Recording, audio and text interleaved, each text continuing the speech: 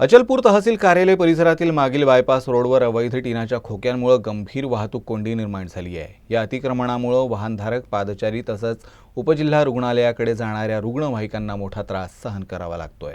नागरिक आणि व्यावसायिकांनी या अतिक्रमणाबाबत 12 सप्टेंबर 2024 रोजी निवेदन दिलं होतं। तसंच जिल्हाधिकाऱ्यांनी 6 जानेवारी 2025 रोजी नगर परिषदेला तातडीच्या कारवाईचे आदेश दिले होते। वाहतूक पोलिसांनी देखील स्वतंत्र पत्र देऊन अतिक्रमण हटवण्याची मागणी केली होती।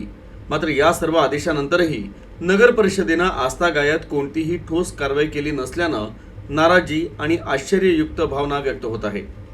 अतिक्रमणधारकांना अभय आहे का असा सवाल नागरिक उपस्थित करतायत। तर नगर परिषदेचे मुख्याधिकारी धीरज कुमार गोहाड यांनी तहसील कार्यालयाजवळील रस्त्यावरील खोके लवकरच हटवण्यात येतील असं आश्वासन दिलंय।